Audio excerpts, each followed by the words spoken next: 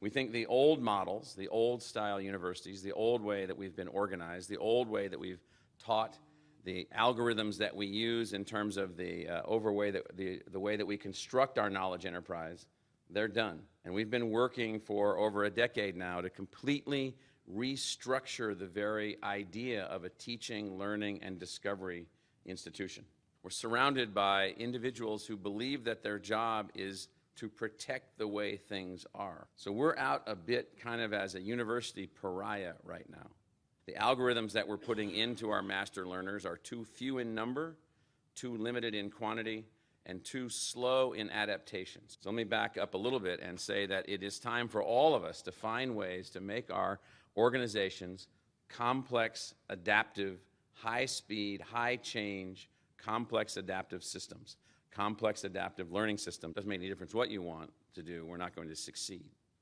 Doesn't make any difference how many robots we have, how many machines we have, how many tools we have. At the end of the day, it is person to person, one way or another, in either combat or humanitarian response. Either way, person to person. And those things, by the way, are all correlated as we go forward. Combat, humanitarian, results, back and forth, this, that, you're all aware of that, more aware of that than I am. So, this mad scientist meeting, it's a perfect name. Can we throw the normal algorithms, the normal parameters to the wall, pin them up against the wall, and actually push to some extent, at least in this kind of forum, in this kind of structure, can we push the reset button? In 2005 and 2006, the National Academy of Engineering, the most elite group of engineers in our country, said it's time for engineering schools to change. The world is changing. It's time to focus the engineering schools on the grand challenges of the future. Urbanization, issues related to sustainability, issues related to biothreats and biohazards, and opportunities related to renewable energy. So it's both threat and opportunity. And could we build engineering schools around the idea of actually using threat and opportunity and excitement as a way to change the way that we produce and engineer? So the president of the National Academy of Engineering came out, Chuck Vest. He was the former president of MIT, a friend of mine. He served for many years with me on the board of InQtel, which is an intelligence community, defense community asset that's being used to rapidly find and deploy advanced technologies into national defense and national security. I've been the chairman of that board since 2006. So Chuck was on that board with me. I knew him very well. He came out here as the president of the National Academy of Engineering, and he outlined what we needed to do. We eliminated all 11 engineering departments. We created 5 Grand Challenge engineering schools. We found a series of technology partners, about 140 partners in the ed tech business. We built a learning platform, injected it not only into our engineering schools, we now call them engineering schools, but into the rest of the university. Now, we found when we injected technology, changed our pedagogy, changed our structure, that this notion that you can't get people to learn math, or you can't do this, or you can't do that, that's all false. Now, we've done what I'm talking about in engineering in 16 other places in this university. A school of Earth and Space Exploration, changing that algorithm. A school of Sustainability, changing that algorithm. A new school for the future of innovation and society, thinking about how you can build technologies for the future to achieve this complexity of outcomes that you're looking for. That we're about to enter something in the evolution of humanity that we've never encountered before. Billions of people from thousands and thousands of ethnic groups compressed together in 150 to 180 places, these large megacities. We evolve in a very funny way. It's not just us. The very biology of our species is altering. The co-evolution of other species on the planet is evolving with us. Microorganisms and bacteria and everything and diseases and viruses and all these things that have never encountered what we're producing as the physical, biological shape of the planet. We're an all-in defense university. Thousands of people at this institution are doing something to advance national defense. How do we design for complexity? And so this mad scientist effort is the first step. You question the present design. It doesn't mean you throw the baby out with the bathwater. We haven't thrown out all of the past. We haven't thrown out our genetic code that goes all the way back to the Greeks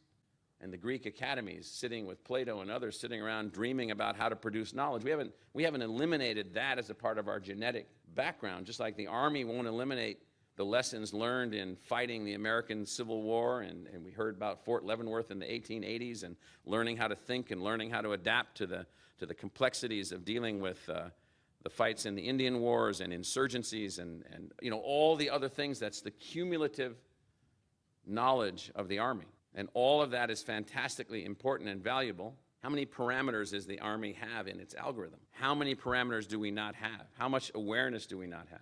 How do we think through what the algorithm should be for decision making? You have to go back to, as we heard earlier, people production, master learner production, idea production. The human beings that are arriving to us now, they're not the same species as you. They're Homo sapien sapien.net. I mean this in all seriousness. They are not the same species as you. They have never lived without access to some kind of a virtual supercomputer attached to their body. We have to figure out what that Homo sapien sapien.net is. How does that person learn? How can that person be influenced? How can you communicate with that person? And so the conflicts of the future are all going to have to then realize that there is a huge transformation in human evolution. So the central theme of the mad scientist effort, I hope, will be to figure out how to produce the right set of expanded parameters to address complexity. We have 150 partnerships. We've built a learning platform that's unparalleled. We launched a program in August just to offer a few courses to some folks. On a global basis, we had 192 countries respond. Over 120,000 learners for the first couple courses that we put out. We had 12-year-olds in Peru complete college astronomy courses. What does that mean for changing the outcomes of the way that people think? What does that mean if that same technology and that same capability is put into nefarious hands and you're not learning math and biology, but you're learning how to deploy genetically activated weapons? Scientists at this institution self-edit their own work. So the thing that they developed with their 22-year-old students that could become viruses of weapons of mass destruction, they decided not to publish those. Imagine that, a bunch of geeky professors and a couple students sitting in a lab, Phoenix. We better not publish that. Somebody's going to use that and kill a lot of people.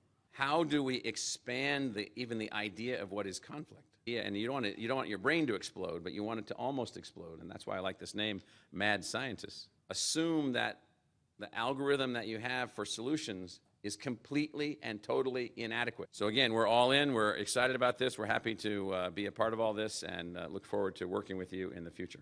Now, within the Army, we have a tradition, and it goes back to our Special Forces units would have a token that they would give to other members of the unit. And they were called challenge coins or spirit coins or unit coins.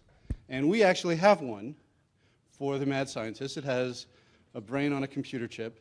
Wow. And now it comes with certain responsibilities, though. Yes. So if another person who is a bearer of this coin challenges you, well, you owe them a drink if you don't have it. Okay. And likewise, if you do have it, they owe you a drink. So All right. thank you very much.